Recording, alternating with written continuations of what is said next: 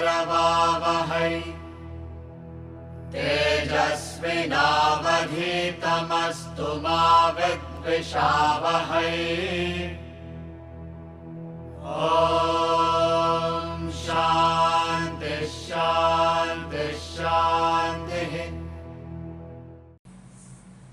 So towards the end of this topic, Swamiji talks about what are we really searching for in life. So a person is searching for knowledge. He is chasing degrees in school, in college. So you ask him actually,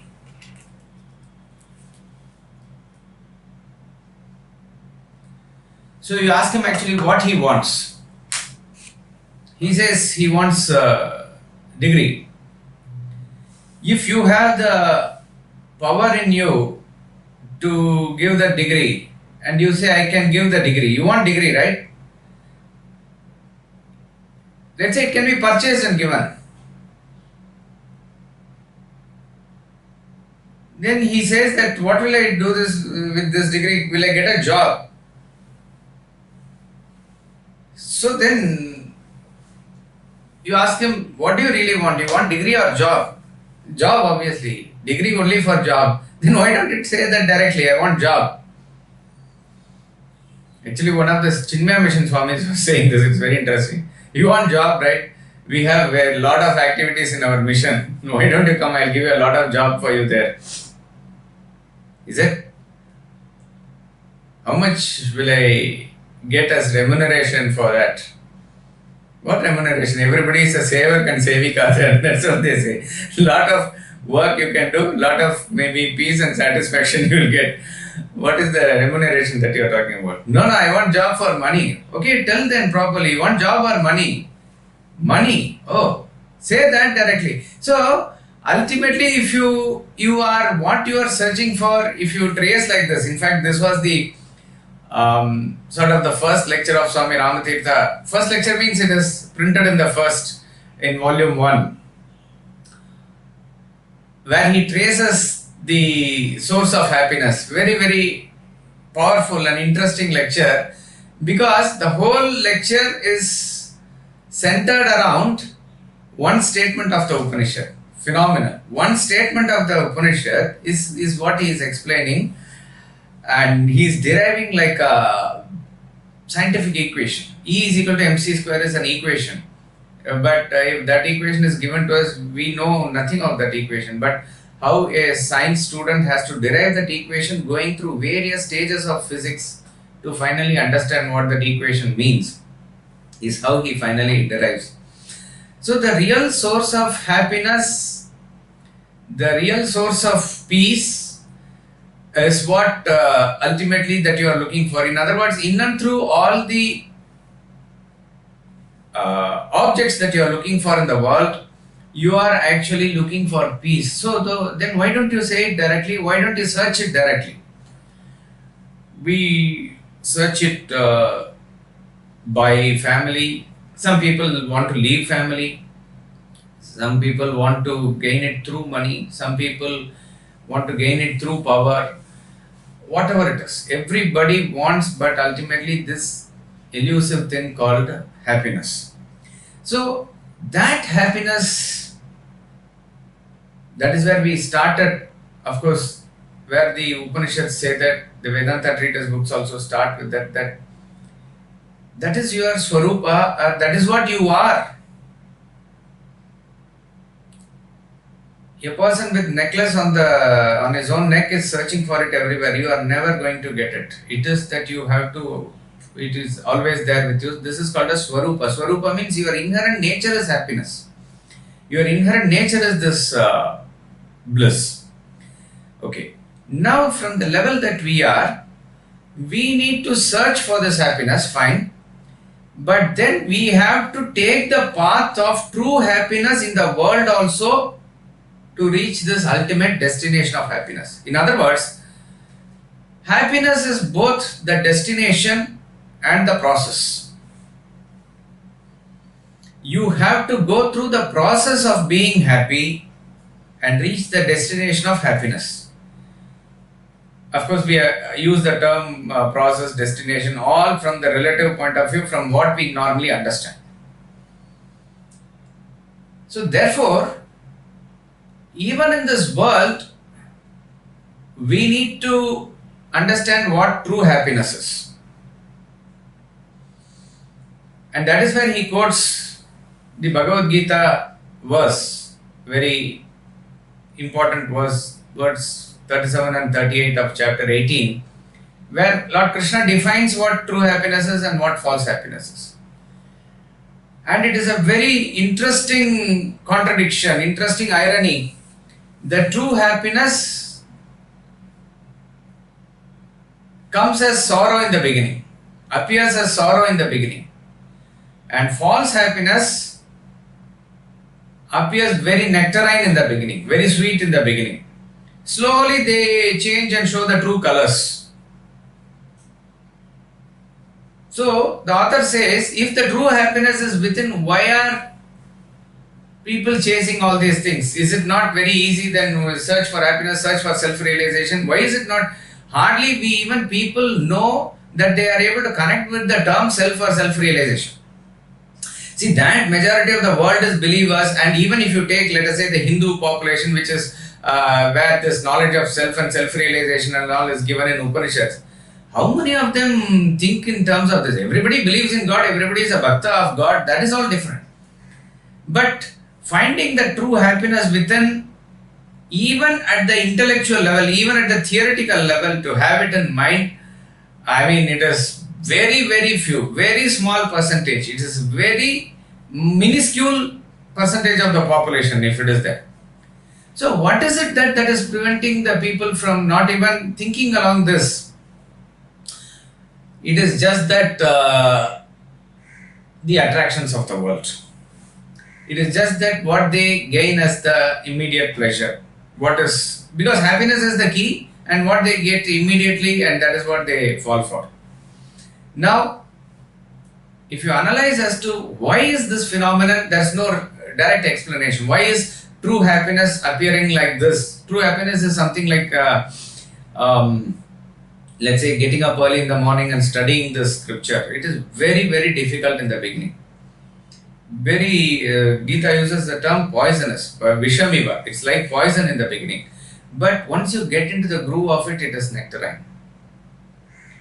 And false happiness is just the opposite. It's very beautiful and tasteful in the beginning, but it is like sugar coated pill. Once you bite and go inside, it is all very bitter. The experience is very bitter. Interestingly, false happiness culminates in zero, and the true happiness keeps on diverging.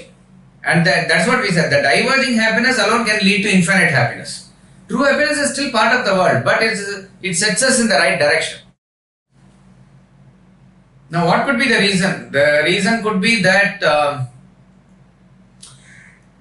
remember this, the true happiness is born out of clarity. Even understanding of true happiness is born out of your intellectual clarity. We have to first understand, this is what is true happiness. So since we are in pursuit of happiness in ignorance, pursuit of happiness is uniform for all. It is for all creatures. It is for all animals. That is same for all. But an ignorant creature, ignorant being, searches for this happiness in the external world, and this external world are going to provide you, but it is momentary and fleeting. The reality value that you place on that, it is going to slowly fade away and show its true colors. Therefore, if you want to change the course from false happiness to true happiness, when you have the knowledge, when you gain that clarity, to pull you actually away from that old attachment and pursue the true happiness in the proper way, that transition is going to be painful. So it is better to go through that pain. It is better to understand that. And that is why it is poisonous in the beginning. See, the nature of true happiness is very interesting, that it is not just happy.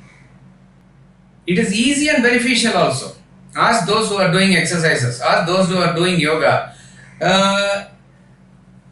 It is very beneficial, definitely. And once you get into the posture and other things, it is as simple as doing something else. And not only that, you enjoy it also. It is not that the true happiness makes you everything beneficial, this is the right thing, but in the process you do not enjoy it at all. Not at all that is. It is very enjoyable. So that is to understand that only it takes time. And for that we need to actually little bit experience it. So born out of true clarity, give yourself time to experience it, then you will get into the groove of it. So that is why probably he says, true happiness is in the garb of sorrow, and it is the opposite. The false happiness, and false happiness is obviously, it's called as contact born pleasure. It is Vishyendriya Samyoga. It is born out of contact. That means contact born pleasure means believing that the pleasure is in the object, you contact the object. That is the key. If you believe that the pleasure is in the object when you contact the object, that is going to dupe you. It is going to pull you down. So this is the relation between true happiness and false happiness. And when we go towards finding out the infinite happiness, we have to tread the path of true happiness, which is sattvic happiness, which is still part of the world, but it is setting you in the right direction. Goal of life. The true course of life leads to happiness. The terminus of life is infinite happiness.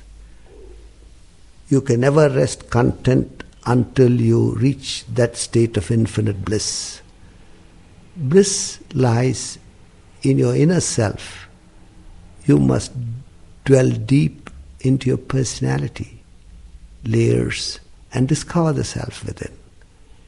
Even as you progress on the path of self-realization, you gain commensurate freedom, peace, and happiness. It is the truth. Let the world know the secret of right living, and people evolve by instilling this truth in their lives. The real source of happiness lies within. Yet people clamor for the outward glamour of the world. Outward splendor and grandeur have no joy inherent in them. The wealth of the world cannot give you happiness. Nations the world over are chasing riches with the hope of finding happiness. And human efforts whirl around acquiring, hoarding, indulging in material wealth. What a colossal blunder. Here is an extract from Swami Ramatirtha's lecture delivered in the United States of America on December 13th, 1902. There was a time when India possessed probably more riches than all Europe possesses at this time. There was a time when India had more jewels and diamonds, more pearls and rubies than all America has today. India had had her day in material prosperity. Nations after nations overran India from time to time. Greece became rich at the cost of India. Persia became rich at the cost of India. Afghanistan became rich at the cost of India.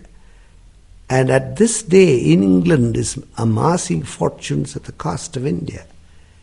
India was once really the land of gold and diamonds.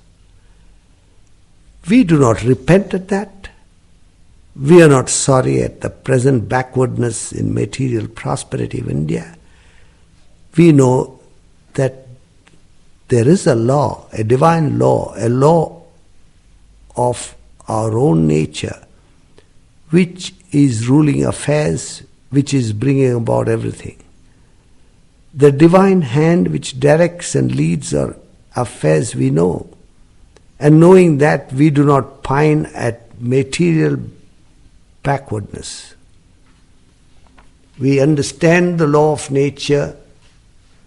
These things, these material objects of prosperity, all these were tried, experimented, weighed in the balance by Indians and found wanting. America is very young today. So is Europe very young. They are trying these experiments at this time. All these material things are looked upon by Indians as simply a drop of spray, nothing else. They are no factors in your happiness.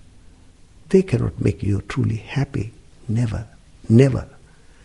Iron and gold are good for buying iron and gold. That is all. Happiness is not of the same kind as these material objects are. It cannot be purchased.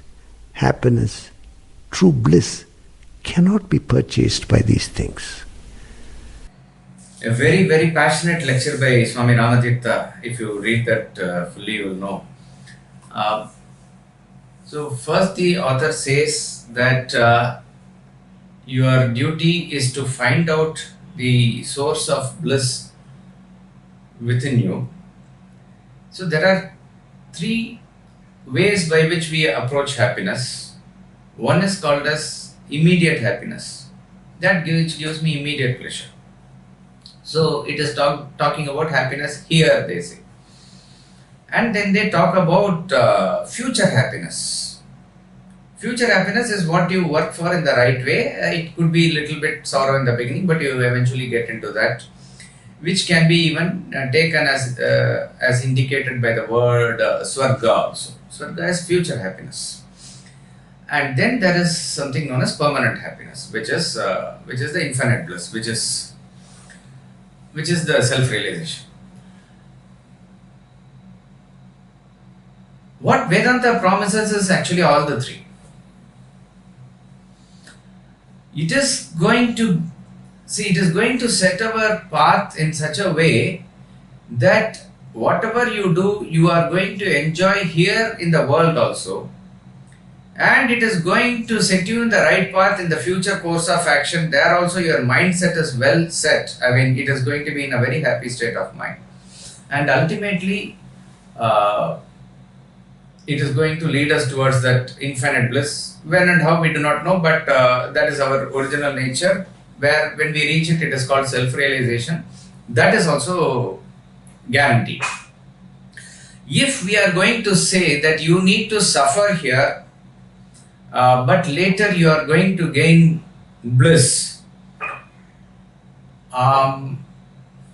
very, very few will take it.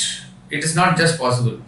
Because I will have to go through extreme sorrow, suffering and pain, but then you deliver moksha, liberation to me, which I am not even having any glimpse of it now, it will not inspire people. So, in fact, if we are going to bring spirituality from this angle, people will eventually get disillusioned about this. It is better that I am pursuing my wealth and pursuing my family and being whatever state I am with my agitations and with my happiness in a little way also, than to have a grand vision of something which I don't have a vision. Actually, you are not giving me a vision, but you are only saying that you have to go through all these things, but it is promised you. That will not satisfy an earnest seeker. So the author says, it is relative also. Even if we are not 100% working with that inspiration of self-realization, to the extent that we gain this knowledge and to the extent that we try to practice this, it is going to help. In fact, the normal thing that we see people who are chasing riches and other thing, they must be actually much better off than others. But in terms of happiness quotient, see, here we are not making a blanket statement that poor people are happy and rich people are sad. Not at all that. Not at all. But what they were searching, and then they get more and more, at least little bit proportionately, if they are able to gain that increase in the happiness quotient, then it is worth it. Okay. On the other hand, we see that they are getting more agitated, and they are maybe having various other greed and other factors which is taking away from the peace or bliss. So, if we even give the formula for happiness in the world in terms of contentment, in terms of keeping the wealth under your control, keeping your desire under your control, and and also pursuit of something very nice in the world. Forget self-realization, pursuit of your own passion, pursuit of all these things are little more valuable than what you blindly chase. So therefore, all this also comes with a relative clarity of intellect, relative knowledge only. So it is not 100 and 0. There are various shades of grey also in between. So as we set ourselves in this path, relatively also it is going to help. Definitely it is going to help, no doubt. That is the sort of Shraddha that we must have in Vedanta. Though it is not only talking about moksha, because very many people dismiss Vedanta as only a something to do with otherworldly and moksha and nothing practical about the world. No, it is actually very practical in this world also. And that practicality in the world is set in motion with the ultimate goal. So it is not divorced, it is connected. But you will be prosperous and peaceful in this world, and then when you are set in the motion, you are going to gain the ultimate liberation also. Now this point, forgetting this point, when people clamor for the wealth, he says it is a colossal waste. Please remember that pursuit of artha is one of the purusharthas, and that is there in our scriptures also. So let us not disrespect wealth. It is Mahalakshmi. We have that full respect. Everything beautiful, everything auspiciousness is Mahalakshmi also.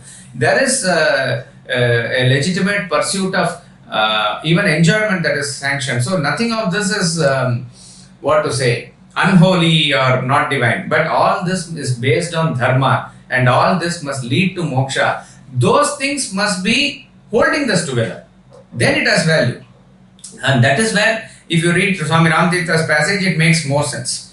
So he is not saying that everybody, let us be poor and let us not celebrate abundance and let us be in utter poverty and then we will think of self. That will not work that way. That is not what is said also.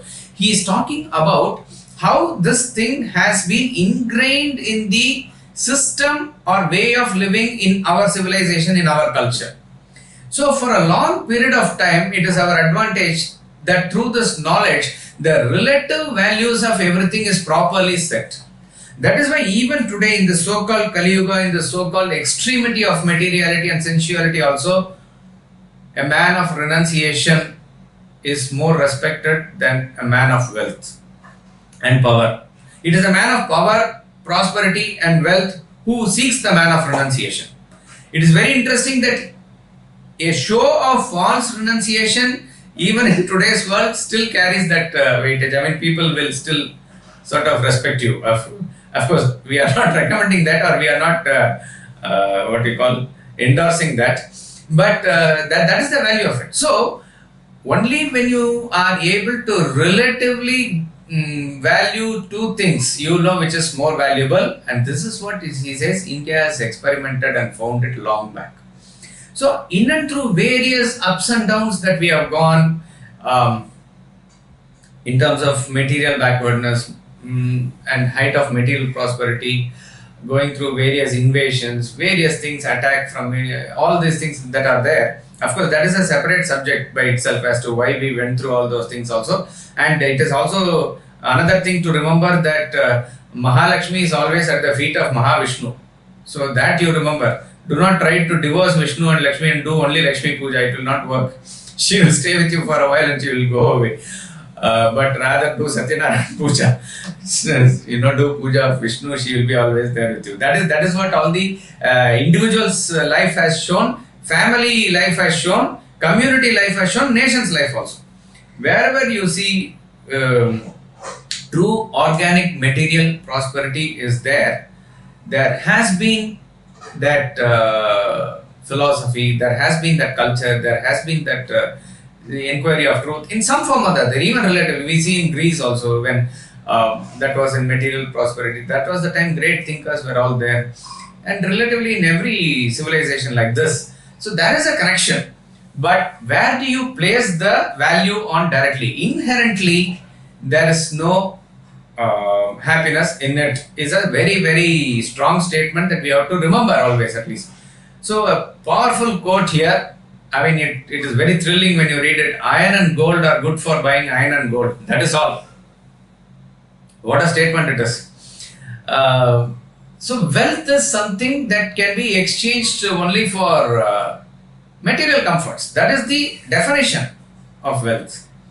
You can buy color and form for your eyes. You can buy a television. You can go for sightseeing. You can buy music for your ears. You can buy taste for your tongue. You can buy comfort for your skin. You can buy bed you can buy, but if you buy the proper bed, is sleep guaranteed? I mean, that's not guaranteed. But definitely a better cushion you can buy, if at all that helps. Then that much is possible with wealth. That is the real purpose of wealth. Okay. So forget about happiness. Wealth is not something that you can exchange with even emotions. Emotions is deeper than wealth. If you are going to give more salary to your servant, are they going to be more loyal automatically? I am saying automatically it will not be there. Because the feeling with which you give, that is also going to impact their minds. They will be more loyal. They will have, that emotion is reciprocal at that level. You get emotions by giving emotions. So do not think that wealth is a commodity here, because you are the exchange value or the thing is lower. You cannot buy that. So how you can buy? Only if you have emotions, you can buy emotions, right? So therefore, develop on that. Develop emotions there. It can be anything. Somebody can give a big dowry and convince a father to give his daughter, but does that bring her heart? That you have to win over only by your love. If emotions is not possible, how is knowledge possible? Knowledge cannot be purchased by wealth.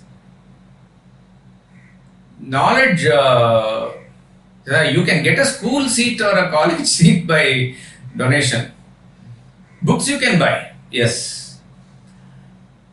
But somebody can get a school seat by poverty also, if there is a quota for some poor students, or if there is a quota for some jati or something. All those things can get you a seat. That does not guarantee knowledge. You have to spend your thought. Even here, whatever thoughts is being thrown here, only when you work on it independently is the knowledge being gained. The real knowledge is gained by you spending your thought. So that requires a deeper effort.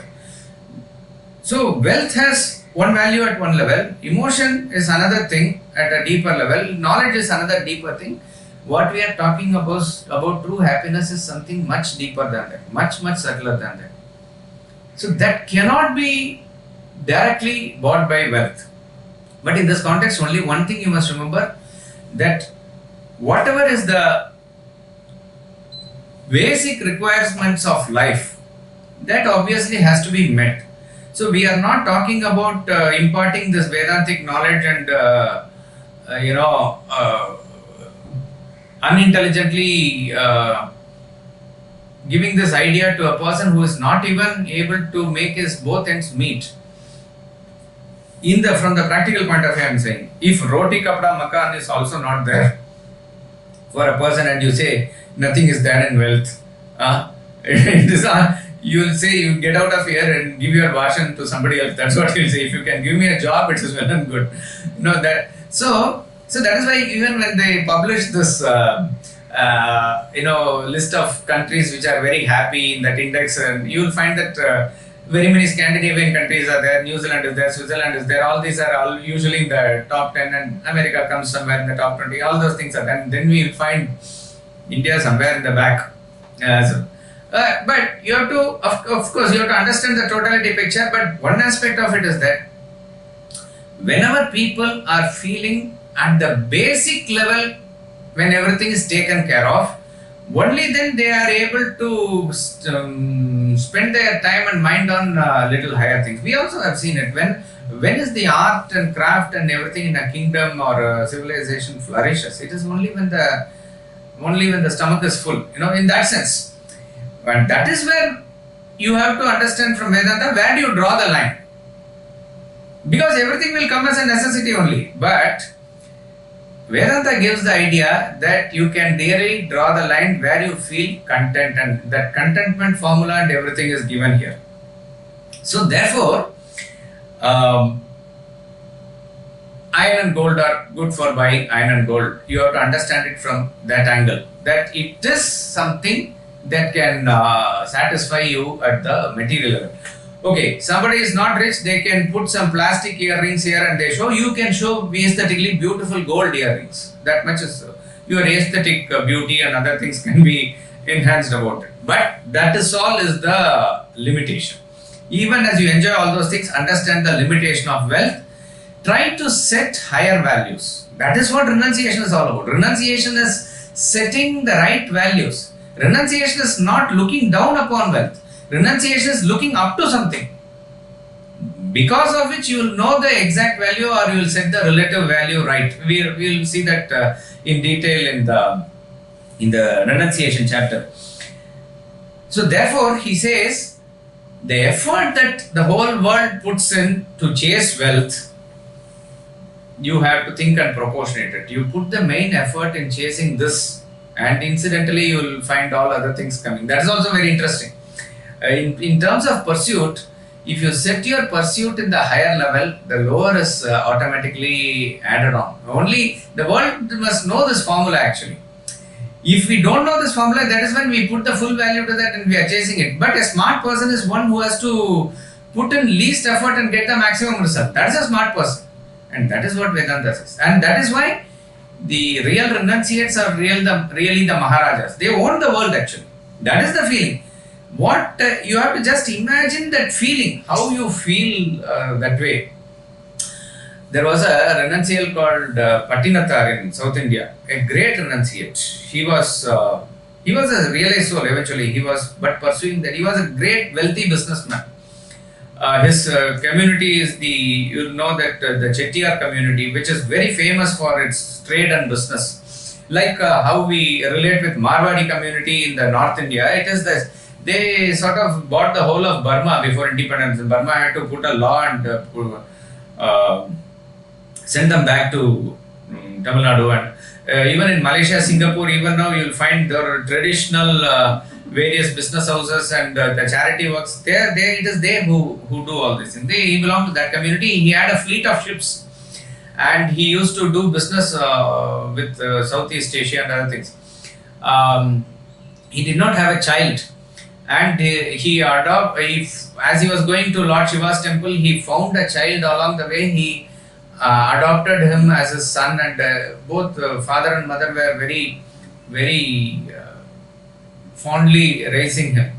And the child grew up, and he, as every parent would do, he employed him in his business and sent him to the business. Instead of diamonds and pearls in the ship back, the son brought cow dung.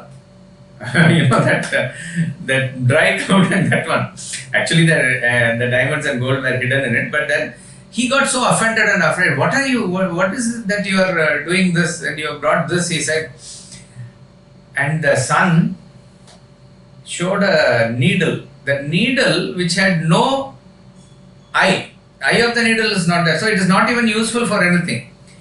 So he said, this is not going to come with you at your appointed hour. He gave that piece of jnana, and from that time, that son disappeared. Where and how we do not know, that history is not given at all. So it is believed that Shiva himself manifests as his son to give this jnana. That struck him very deeply. Very, very deeply. He was generally a good and religious person, but now the knowledge is also given very deeply. He became a renunciate.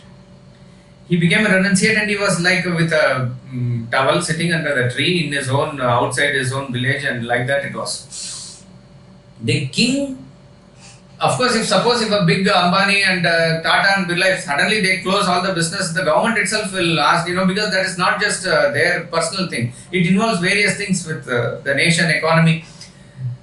So the king came and he said, all that is fine. We understand you are pursuing knowledge and this and that. What is it that you have achieved? Sitting in the tree here with no clothes on you, with a towel, you are sitting here. So he said very calmly that all this while when we are doing business, whenever we had any problem also, we used to come to your court. You were sitting and we were standing. Now don't you see that the role is reversed? I am sitting and you are standing. Not egoistically, he said. This is why they are Maharaj. We cannot understand their state. We cannot, why should he stay? There's nothing wrong with wealth. We will only be talking at our level. But you have to understand, in that angle, you see just Swami Ramtirtha's picture. Without any pocket in his dress, that's how his dress was. And how did he just travel to America? He conquered America actually. Swami Vivekananda, how did he do? That is the value that we must know. So, inherently Indians know it, and because of our past karma, because of our it is there in the air here, it is there in the culture here, it is still there. Despite the status that we are, and despite the so much of corruption and Kali Yuga and selfishness and various things that we are going through now, it is still there. It is still not lost for us. We have to sort of catch hold of it actually. This is the point that Swami Ramtirtha is making. You must therefore direct your efforts towards happiness. True bliss cannot be purchased by these things. Do not think that wealth can purchase these things. It's a different thing. The native home of happiness is your own self. Atman. Discover your real self. All your misery and wretchedness vanish. You gain the essence of happiness. You can never find happiness in the external objects of the world. Do not get duped by the senses. Do not search for happiness in perception, emotion and thought. Instead, find the elysium of happiness within your own self. Leave the quarantine of your physical body. Rise above the superstitious enclave of your mind. Realize yourself from the prison house of your own intellect. Get liberated in self-consciousness. Happy is he who gains self-consciousness, God-consciousness.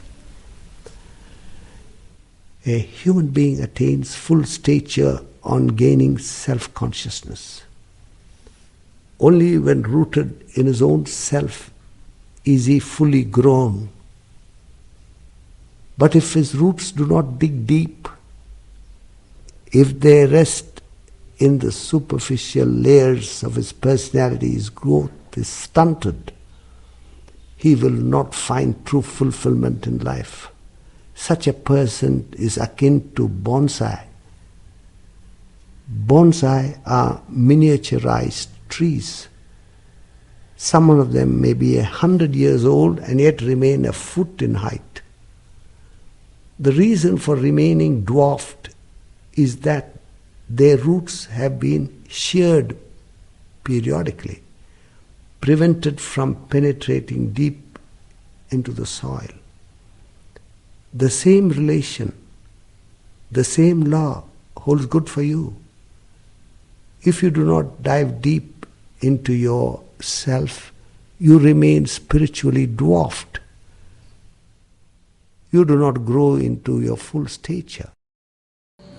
This paragraph has to be more felt because he's saying that there is no other business for you except to gain this self-consciousness and God-consciousness. He's a person who is fully liberated. At least we must imagine that state, and we have to imagine that state is within our grasp. That is a thought that we must carry. A person becomes fully grown or is reached his full stature, like the coil spring which has reached its original height. That is only upon self-realization or God-realization that you unleash the full potential and you have realized it, you have understood it. For if the stature has to grow outwardly and show itself. The root has to be there deep inside. So what we see outside is the tree, which is the shoot, but what we don't see is the root that is inside. So, I mean, phenomenal. If you see a big fig tree or banyan tree, various things, so we have to understand what type of grounding it has had, and it survives like that. But it is very sad that we see this type of bonsai trees. I mean, personally, it is very, what to say, not in a very good taste, or that they are able, for what reason I do not know. Maybe they want to keep it inside the house, or it's practiced maybe in Japan. Why do you want to curb anything from its natural growth? It is some sort of your mindset that you need to look at. Of course, that is not the scope, but we are just saying it may look very cute, but you are actually preventing it from fully expressing itself. Now, how do they do that? Is they shear the roots. So once you are controlling the roots, obviously the growth outside gets stunted. That's the point that he is trying to make it. So you try to put all the decoration outside and try to show yourself big from outside with various other paraphernalia. It will not work.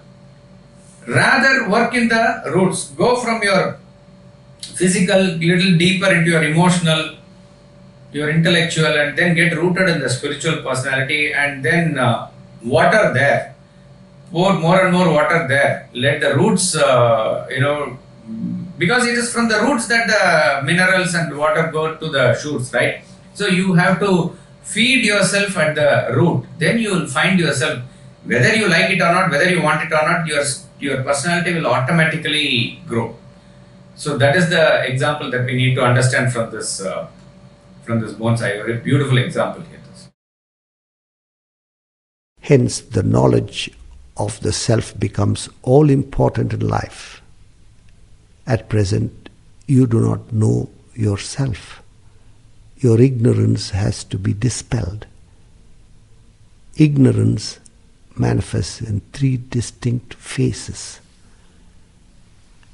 lack of information, lack of understanding, lack of experience.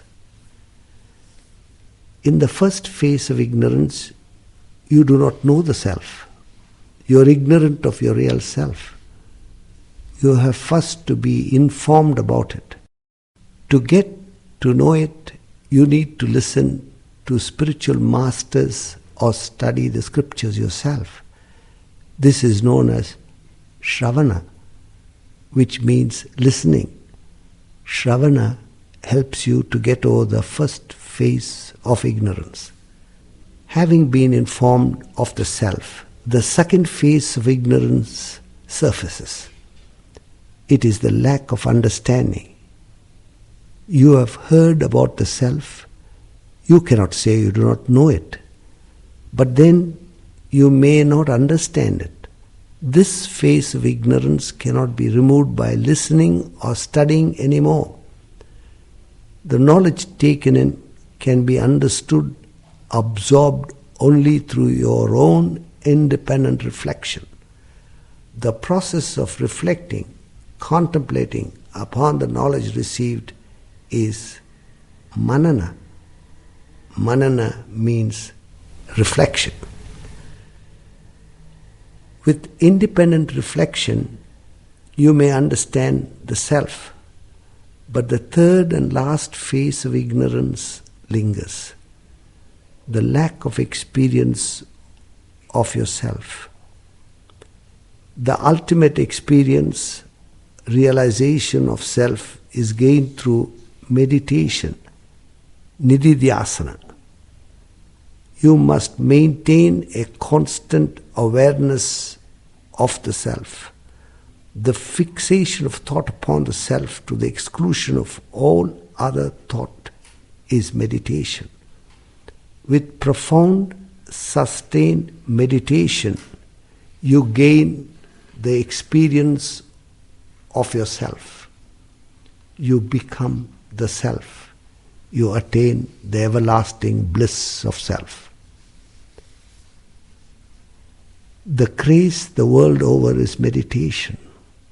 People do not want to study or listen to lectures, much less wish to reflect or contemplate.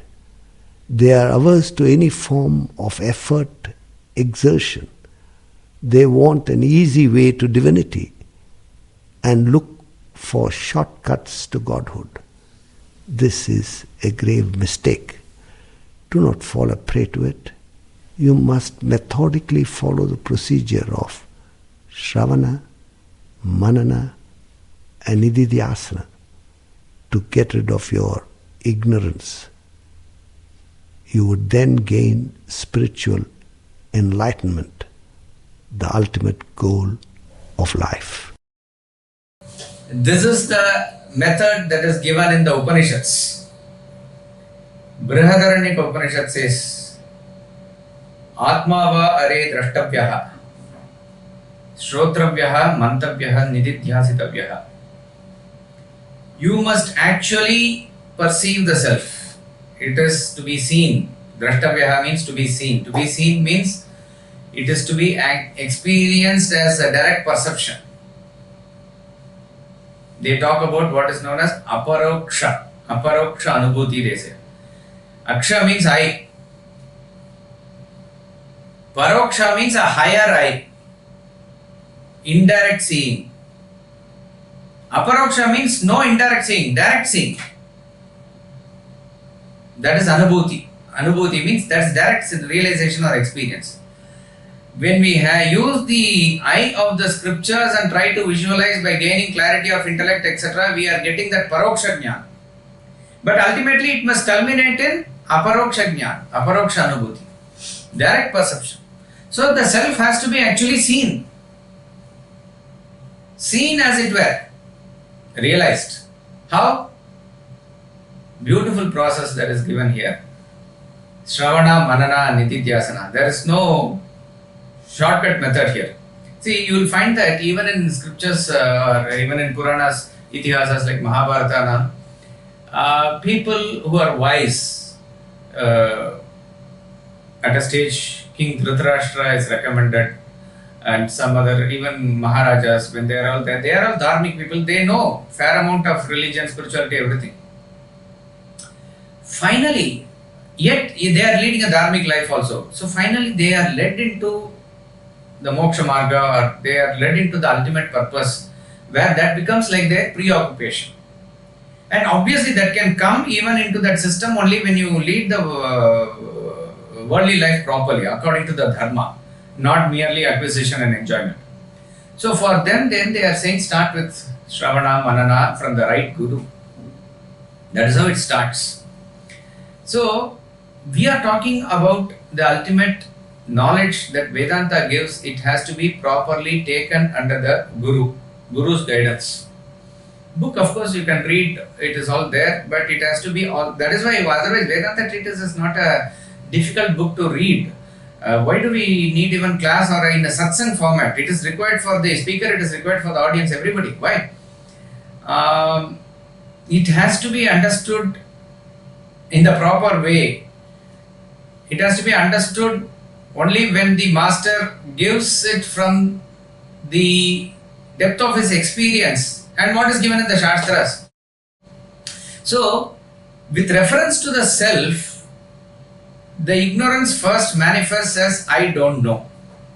Okay, generally I go to temple, God, all those things is fine. That's part and parcel of my life. But what is this self? What is that you are talking about realization? What is this Atma? Even as people would have heard these terms, they are absolutely clueless. They will say soul, they will say Atma, they will say self, various words that may use, but they have no clue at all as to what this is about. So the first phase of ignorance, this is very critical because awareness of ignorance, and that is where it starts. Unless otherwise I am aware that I am ignorant, why will I even go to somebody to gain this knowledge? So very important and critical phase is this Shravana. That is why those who are doing e-learning, now Swamiji would say that don't even take notes, just listen to it, let that Shravana go on. And Upanishads and other texts, they form the core texts of Shravana. That is where Upanishads talk about this. Then Bhagavad Gita and everything, they are talking about this. So you need to gain this knowledge first. You need to understand, these are the things that are given to us. So the basic fundamental knowledge is what we gain through Shravana. Shravana means hearing. Of course, he has said you can include reading also, because now printed books and everything is there. But the main thing is the association with the Guru and the listening from him. Second is a very critical and important phase is Manana. So I don't know. That is taken care by Shravana. I don't understand. This is a very subtle thing. It is hidden deep within me and the knowledge is centered around that. But nothing in the world is comparable to it. It's not tangible, it's not perceptible. So various words, various forms, various methods and methodologies are adopted to give this knowledge. All those things you need to understand. It is not merely, if you put this in a Google Translate and you will find that sentence getting translated in your own language and you understand something. It's not that. A deep thinking has to go behind it. So we have dealt that in detail, so I am not going again in detail. The art of reflection, maybe that is a video that is ready. We have to sort of upload it.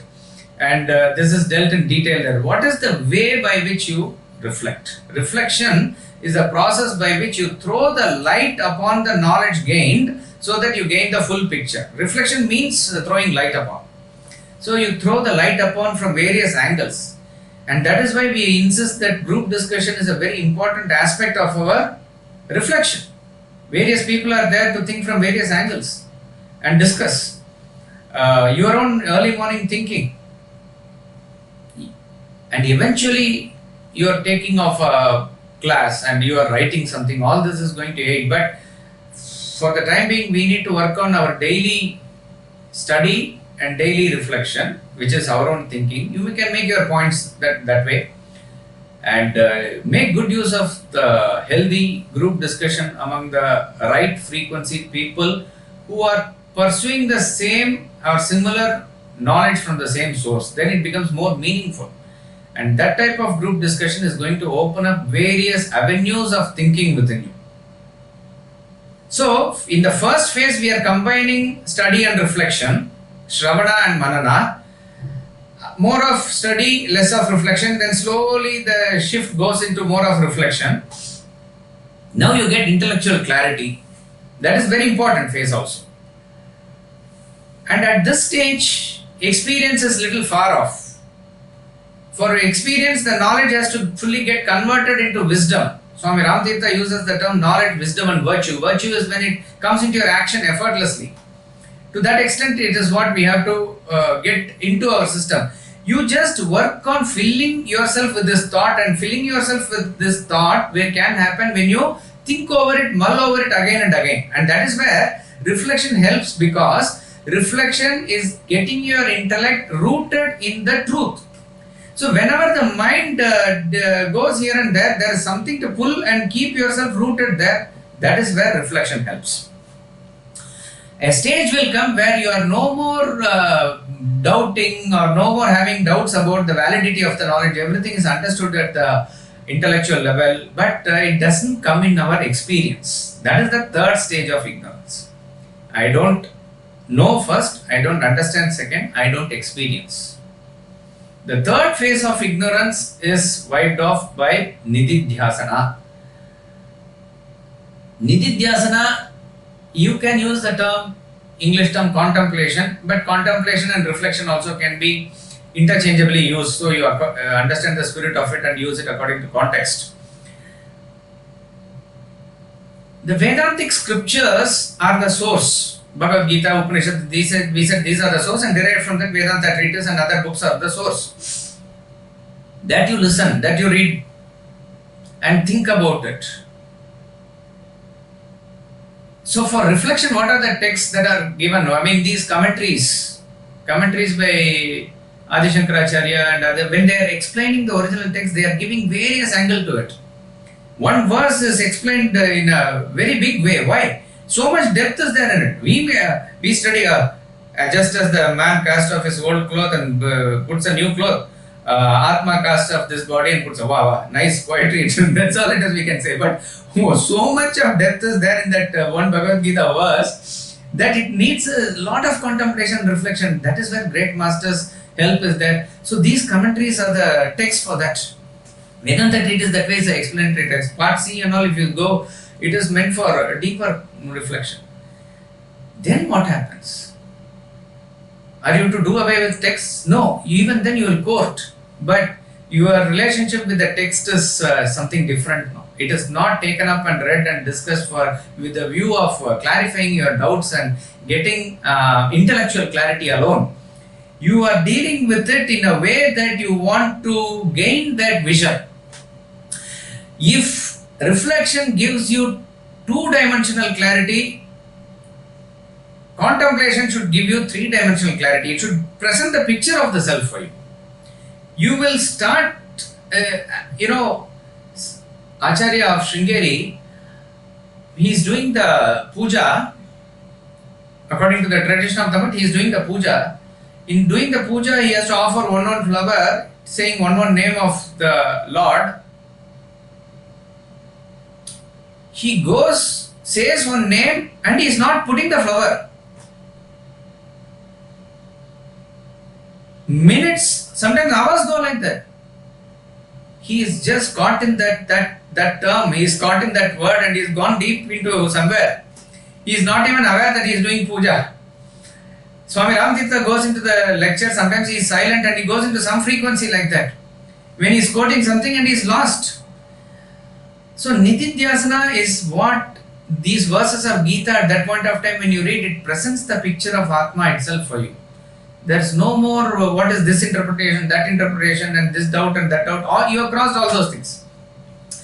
That when it slowly leads into the open eye meditation and finally into the closed eye meditation, that is where you are going to experience the self. So this is a very, scientific process, very methodical process.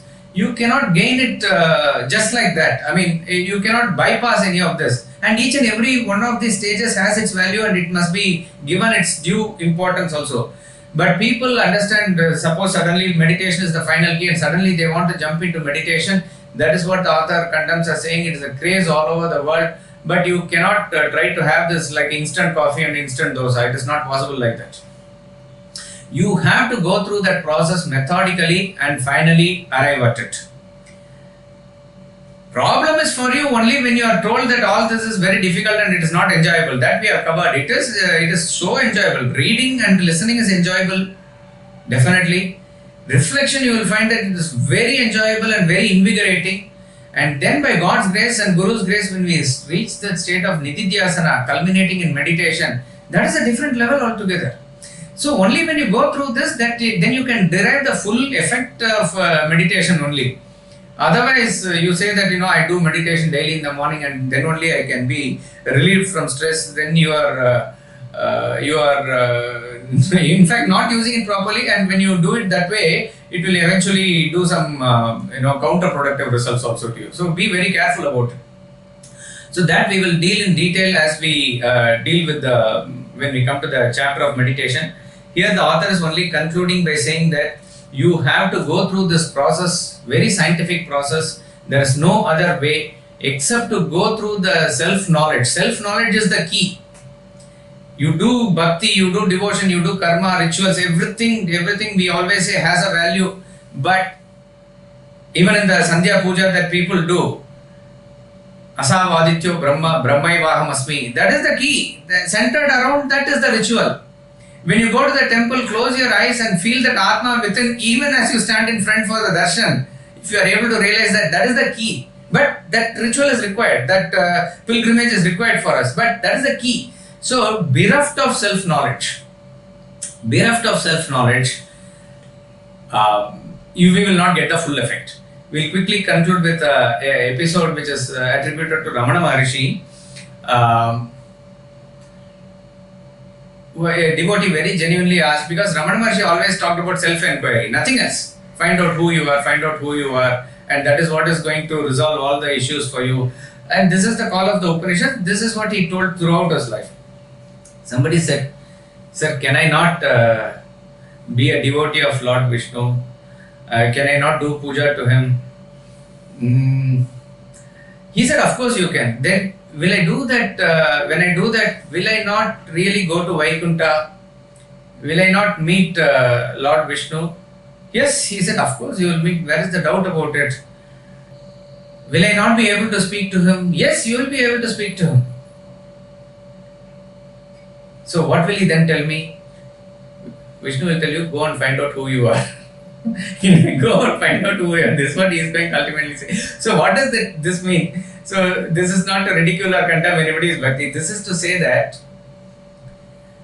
there is a story in Bhagavad also. As a Ajnani, even if you reach Kailasha or Vaikuntha, you are going to do your worldly things there. That's about all. So gaining knowledge is the important thing.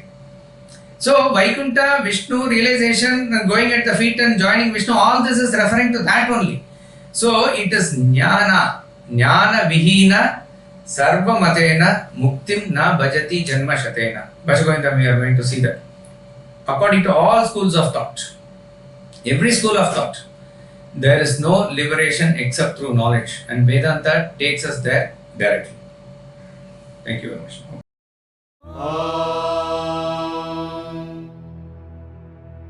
Poornam Adah Poornamidam Poornat Poornamudachyate Poornasya Poornamadaya Poornamevavashishyate. Om Shanti Shanti Shanti.